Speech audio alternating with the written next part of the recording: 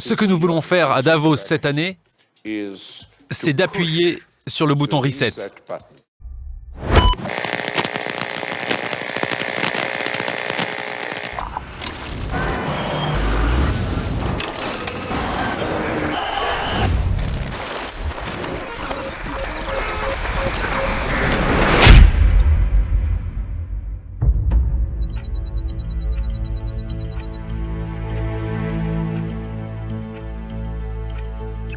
Klaus Schwab, bonjour, bonne année.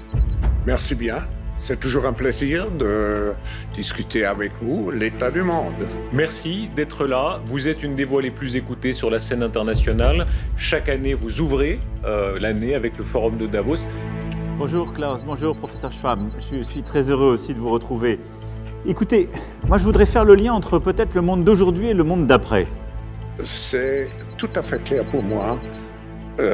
Ce changement technologique, cette révolution, quatrième je l'appelle, va changer tous les secteurs industriels, ça va changer nos marchés d'emploi, ça va changer notre système d'éducation. Je crois que nous ne sommes pas conscients de l'impact et de la vitesse que cette révolution va avoir.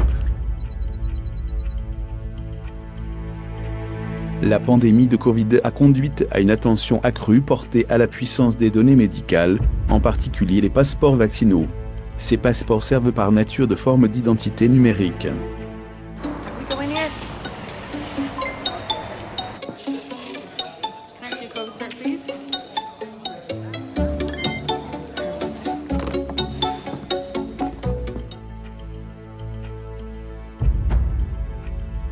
Jedes Mal, wenn eine Website uns auffordert, eine neue digitale Identität zu erstellen oder uns bequem über eine große Plattform anzumelden, haben wir in Wirklichkeit keine Ahnung, was eigentlich mit unseren Daten passiert. Und aus diesem Grund wird die Kommission demnächst eine sichere europäische digitale Identität vorschlagen. Eine, der wir vertrauen und die Bürgerinnen und Bürger überall in Europa nutzen können, um alles zu tun, vom Steuerzahlen bis zum Fahrradmieten. Eine Technologie, bei der wir selbst kontrollieren können, welche Daten ausgetauscht und wie sie verwendet werden. Cette identité numérique réunira probablement toutes les informations vous concernant, votre âge, votre adresse, la santé, vos achats et votre quotidien. L'identité numérique a une portée évolutive et peut inclure vos antécédents de crédits médicaux, comportements d'achat en ligne. Peut permettre aux banques de décider de l'intérêt d'un individu pour un prêt. Grâce à une connexion rapide et sécurisée entre son téléphone et celui de l'examinateur.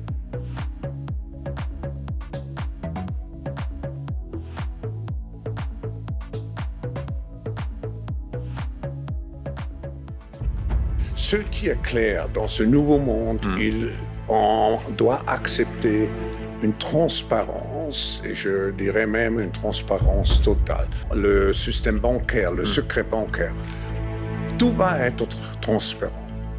Et il faut s'habituer, il faut se comporter ainsi.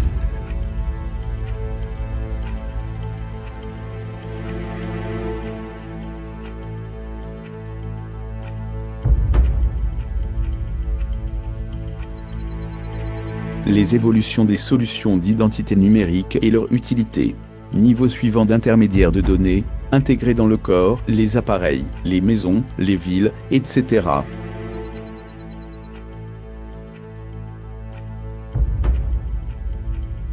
La surveillance biométrique avancée et omniprésente permet de nouvelles formes de contrôle social. La politique mondiale sera affectée. L'autoritarisme est plus facile dans un monde de visibilité et de traçabilité totale, tandis que la démocratie peut s'avérer plus difficile. Au final, la quatrième révolution industrielle engendrera une fusion de nos identités physiques, digitales et biologiques. On ne se doute sans doute pas de ce qui nous attend dans l'avenir. Dans les années 90, un romancier avait inventé le concept de métaverse, contraction de méta et d'univers, une sorte de monde parallèle virtuel. Eh bien, la fiction va devenir réalité. Bonsoir Yanni. Bonsoir. Et la fiction, effectivement, va nous rattraper puisque les grands groupes du numérique sont en train de dépenser des milliards de dollars. Expliquez-nous ce qu'est ce métaverse. Alors, pour bien comprendre, partons de ce qui existe déjà. Vous connaissez aujourd'hui, bien sûr, les réseaux sociaux, les sites internet, les applications mobiles ou encore les jeux vidéo. Eh bien, l'idée, c'est de prendre tout ça et de le mettre dans un monde virtuel en 3 dimensions. Et c'est ce monde qu'on appelle le métaverse ou métavers en français. Et comme c'est en 3 dimensions, eh bien, pour pouvoir s'y connecter, il faudra mettre un casque de réalité virtuelle comme celui-ci. Une fois à l'intérieur, je serai représenté par lui. C'est mon avatar, en quelque sorte, mon corps virtuel en 3D. Vous voyez qu'il fait les mêmes mouvements que moi exactement en même temps et je peux changer son apparence, notamment en sélectionnant d'autres vêtements au gré de mes envies. Allez, voilà, comme ça, c'est très bien. Alors concrètement, une fois à l'intérieur, on pourra y faire croire quoi dans ce métaverse? Eh bien, vous pourrez par exemple y rejoindre vos amis, regardez, un peu comme dans un réseau social, on pourra aussi faire des rencontres et puis fini les apéros visio, vous savez, avec votre webcam. Cette fois, ce sera une grande soirée virtuelle pour discuter.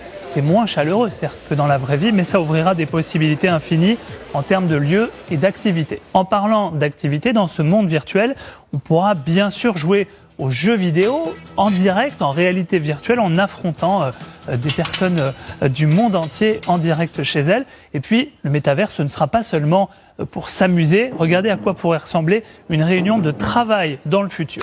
Dans une salle de réunion bien réelle, des personnes sont présentes physiquement et elles pourront être rejointes par des personnes qui sont à distance, en télétravail par exemple. Elles seront représentées par leur avatar ou bien même quelqu'un qui se trouverait à l'autre bout du monde, le tout autour d'une maquette en 3D ou de documents virtuels.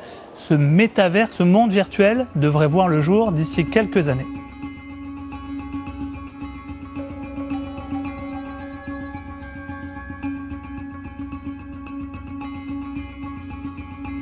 L'Internet des objets s'immisce de plus en plus dans le corps humain. Émergence et expansion rapide de l'Internet des corps. Le réseau de corps humains et de données par le biais de capteurs connectés. Avec un nombre sans précédent de capteurs fixés, implantés ou ingérés dans le corps humain pour surveiller, analyser et même modifier le corps et le comportement humain.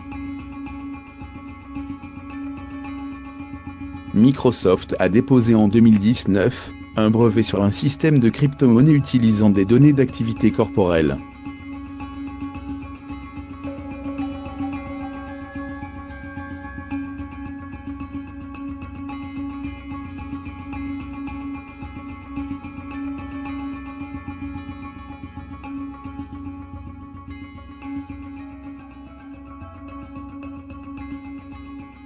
Aujourd'hui, au bout de ça, on parle de puces qu'on pourra s'implanter. Ce sera quand ça? Certainement dans les 10 années à venir. Et d'abord, on va les implanter dans nos vêtements, c'est-à-dire wearables, comme on le dit. Et après, on pourrait s'imaginer qu'on les implante dans nos cerveaux ou dans notre peau. Et à la fin, peut-être il y a une communication directe entre notre cerveau et le monde digital. Ce que nous voyons, c'est une sorte de fusion du monde physique, digital et biologique. There is no digital without chips. And the European need for chips will double in the next decade. And this is why we need to radically raise Europe's game on the development, production and use of this key technology. Qu'on va nous implanter directement sous la peau, sous la peau du bras, du poignet, etc. Une puce sans contact, la même puce sans contact que celle qu'on utilise sur votre carte bancaire ou sur votre téléphone portable. Ça permettra de payer avec un revers de la main, comme ça on pose son poignet sur le terminal et pip, on a fait le paiement, plus besoin de pickpocket, on ne perd plus sa carte bancaire, on l'a directement toujours sur soi pour pouvoir payer. I mean, FDA approved the first electronic pill, if I can call it like that. So it is basically a biological chip that it is in the tablet. And once you take the tablet and dissolves into your stomach, sends a signal that you took the tablet. So imagine the applications of that, compliance. The insurance companies to know that the medicines that patients should take, they do take them. It is fascinating what happens in this field. Aujourd'hui, la voie la plus importante, c'est la voie neuroélectronique, avec deux grandes offensives industrielles. La première de Mark Zuckerberg en avril dernier, qui s'est engagé à fournir dès 2019 les premiers prototypes de casques télépathiques pour communiquer d'humain à humain par la pensée, et d'humain à ordinateur et d'ordinateur à humain.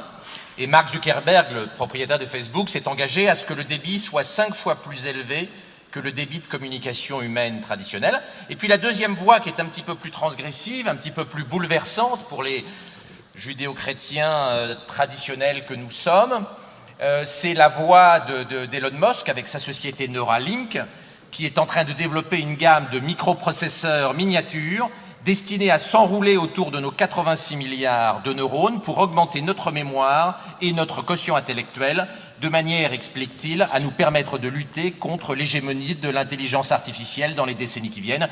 On voit que Tesla, Elon Musk et Zuckerberg, Facebook, nous dessinent un univers d'hommes augmentés, d'hommes cyborgs, d'hommes ayant des capacités intellectuelles plus fortes qu'aujourd'hui, ce qui est bouleversant d'un point de vue philosophique, politique, mais avec également des implications économiques majeures, vous pouvez l'imaginer. Alors nous ne sommes pas dans la science-fiction, tout cela est réel. Il ne s'agit pas de science-fiction, il s'agit de business model.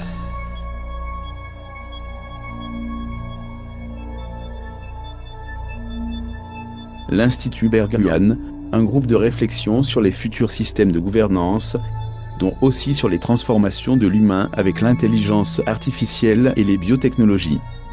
Un monde d'après, en quelque sorte. Nous y retrouvons quelques personnalités connues.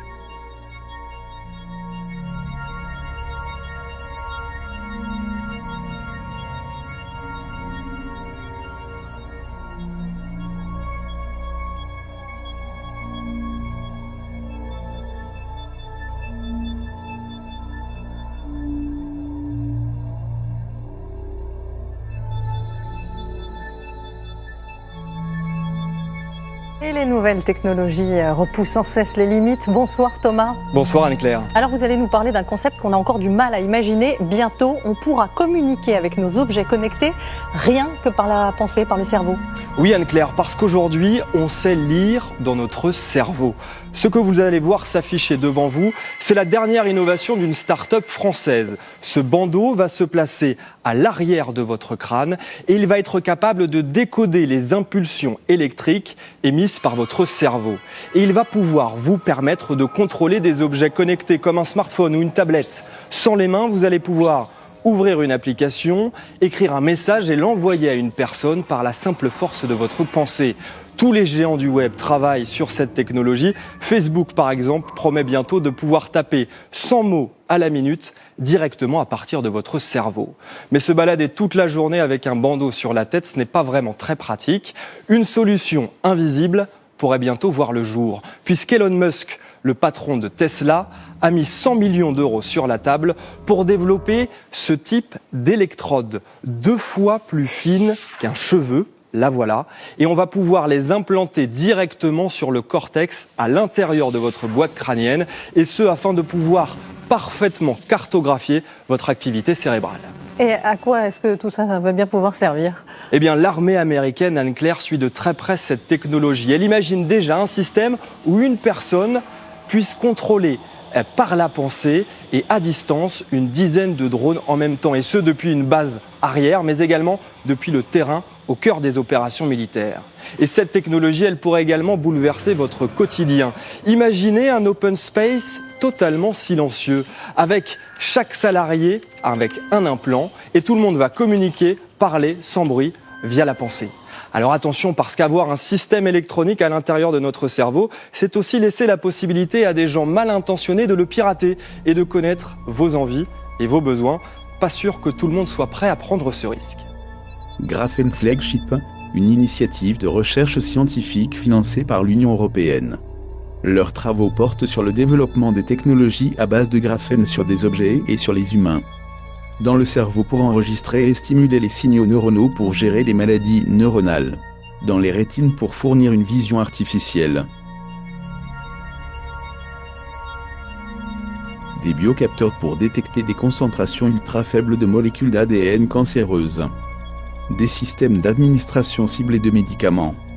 Des prothèses de pointe électroniques.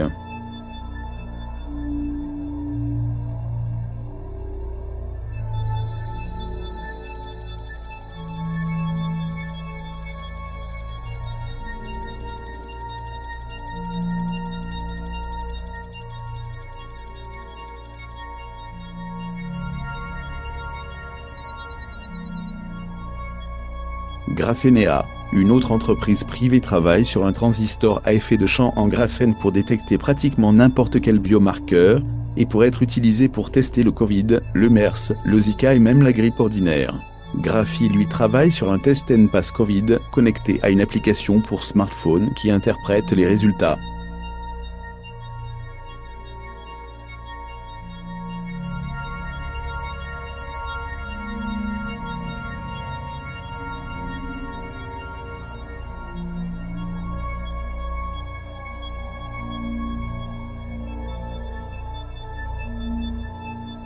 Les nanotechnologies vont nous permettre progressivement de décrypter le vivant à l'échelle du nanomètre et de bricoler le vivant. Nous sommes à la phase de transition entre aujourd'hui et 2025 où nous terminons le décryptage du vivant et nous rentrons dans le bricolage du vivant. Lire le code génétique, comprendre le fonctionnement cellulaire est quelque chose de déjà significatif. Modifier notre identité biologique, notre identité génétique, est quelque chose dont les conséquences politiques et philosophiques est bien évidemment beaucoup plus important. Et nous allons progressivement devenir des êtres prototypes en version bêta, modifiés par la technologie. Le fantasme transhumaniste, c'est-à-dire de vouloir modifier notre identité biologique, va devenir, au cours de ce siècle, une réalité médicale. Les transhumanistes veulent nous rendre immortels. C'est pour ça que Google a développé beaucoup d'entreprises pour augmenter notre espérance de vie, veut développer l'intelligence artificielle de manière à ce qu'elle ait une conscience comme notre cerveau. Et puis les transhumanistes veulent augmenter nos capacités physiques et capacités intellectuelles. C'est ça le rêve transhumaniste. J'aurais peut-être une quatrième... En post-humain dans une deuxième étape. Il y a une quatrième chose, c'est que le transhumanisme est un véritable eugénisme, puisqu'il veut créer l'homme nouveau, c'est-à-dire un homme augmenté, un homme au meilleur de ses capacités, un homme qui ne sera plus malade. Donc on élimine tous les gens qui sont possiblement en mauvaise santé. Vous pouvez répéter, Jacques Attali ? Non, mais c'est une longue histoire qui fait que l'homme progressivement cesse d'être un homme pour devenir un objet et devenir un artefact. Un surhomme, une sorte de surhomme. Un objet, parce que la seule chose qui est immortelle, c'est l'objet. Nous sommes mortels, la table ne l'est pas. Et donc la seule façon de devenir immortel, c'est de devenir un objet. Et donc la grande tentation du transhumanisme, c'est progressivement, en nous faisant avoir progressivement des prothèses... De nous transformer en cyborg. Mais d'éliminer l'humanité. Mais la première étape n'est pas celle-là. La première étape est de garder un corps biologique pendant quelques siècles et quelques millénaires et d'augmenter nos capacités par l'ingénierie génétique. Vous n'avez peut-être pas suivi ça, mais les progrès qui ont été faits dans les technologies pour modifier notre ADN sont stupéfiants depuis 6 mois. La semaine dernière, on publiait la réussite d'une expérimentation avec 62 manipulations génétiques sur une cellule. 62 manipulations génétiques. Notre capacité à changer notre ADN, à changer nos chromosomes, va être totalement illimitée et à coût très bas dans les décennies qui viennent, parce que le coût des manipulations génétiques est en train de s'effondrer comme le coût des microprocesseurs. Nous avons une croissance explosive de notre capacité à changer notre nature biologique dans les décennies qui viennent, et ça va être révolutionnaire. Cette révolution du vivant, c'est la bombe atomique du XXIe siècle. Donc la science va sauver le monde. C'est une vraie déflagration. Non, elle va le changer. J'ai pas compris. Elle va le changer radicalement. Je n'ai pas dit que ces évolutions étaient positives.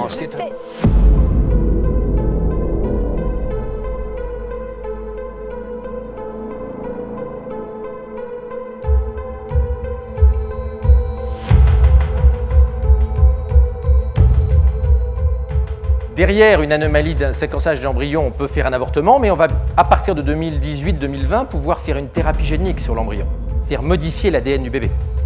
Et puis, à l'horizon de la fin du siècle, on estime que l'utérus artificiel va être opérationnel, c'est-à-dire une couveuse qui, au lieu de prendre le bébé à 7 mois, le prend le premier jour. C'est-à-dire une couveuse sophistiquée qui incorporait les technologies du rein artificiel pour gérer les échanges membranaires. Les associations gays américaines réfléchissent beaucoup et effectivement, ça permettrait de se passer de la mère porteuse qui est parfois source de complexité quand elle part avec le bébé à la fin. Vous voyez sur cet exemple que les conséquences éthiques et morales de ces technologies-là sont considérables.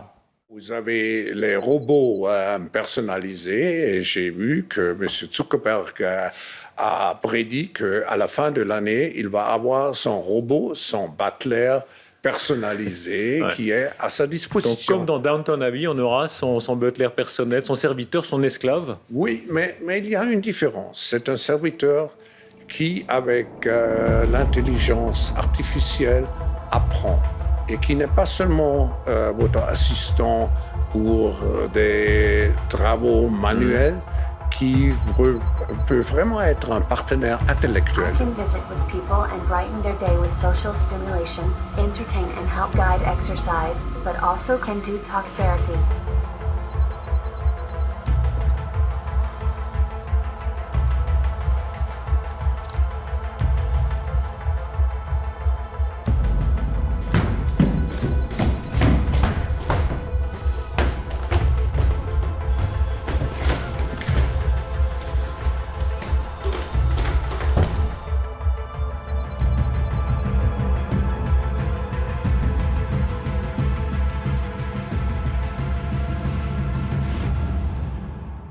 Ah, moi, j'adore les gilets jaunes, mais je ne pense pas que ce sont les gilets jaunes qui vont gérer la complexité du monde qui vient.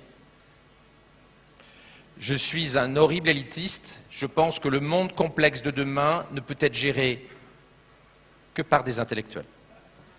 Ça ne veut pas du tout dire que je suis favorable à supprimer le droit de vote et que je suis favorable au retour au suffrage censitaire. Mais je ne pense pas une seconde que le monde de demain sera simple et pourra être géré d'un claquement de doigts par des groupes populistes qui se sont réunis sur Twitter. En revanche, vous, dans cette salle, vous allez vivre un âge d'or. Et nous devons créer une société inclusive et trouver le moyen d'éviter qu'il y ait un gigantesque gap. Ce que Harari, dans Homo Deus, appelle des dieux et des inutiles, les dieux, vous, qui maîtrisez, contrôlez, managerez les technologies NBIC, les technologies transhumanistes, et les inutiles, les gens moins favorisés, qui auront du mal dans le monde compliqué dans lequel nous rentrons, et les gilets jaunes.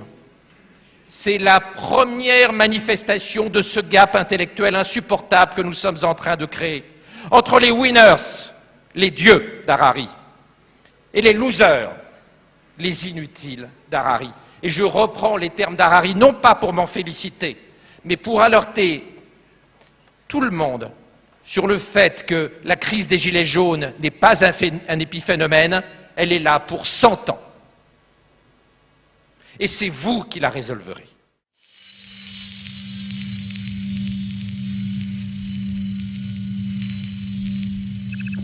Donc je pense qu'il faut viser le gouvernement mondial comme une stratégie. Et d'ailleurs, quand les gouvernements parlent du G20, c'est une illusion, une sorte de retard avant le gouvernement mondial. On va vers ça. Est-ce qu'on ira à la place de la guerre ou après la guerre? Je ne sais pas. Mais c'est ça qu'il faut viser.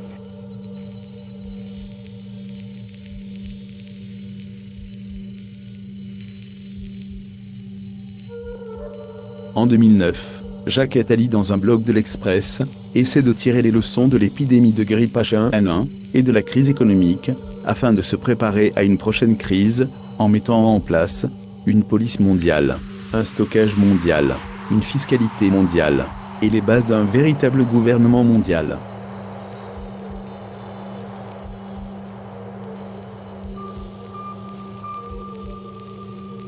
Well, we'll have another pandemic. It will be a different pathogen next time.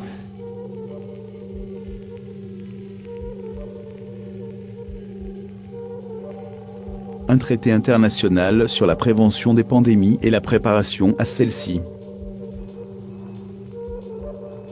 Le renforcement du cadre international en matière de santé, l'OMS jouant le rôle d'autorité de coordination en ce qui concerne les questions sanitaires mondiales. Et je puis vous dire une chose, l'Europe aura une position commune et forte. Et je puis vous dire une deuxième chose.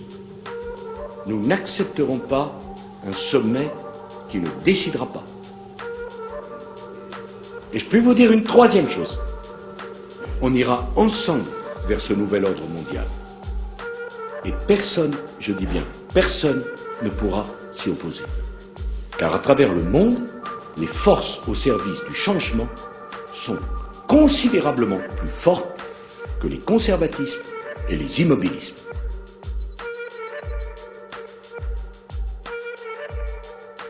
La grande réinitialisation est un engagement à construire conjointement et de manière urgente les bases de notre système économique et social pour un avenir plus juste, plus durable et plus résistant.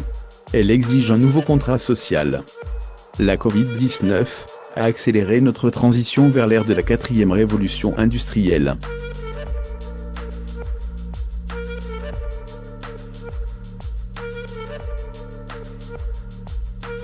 Être un citoyen libre et toujours être un citoyen responsable pour soi et pour autrui. Les devoirs valent avant les droits.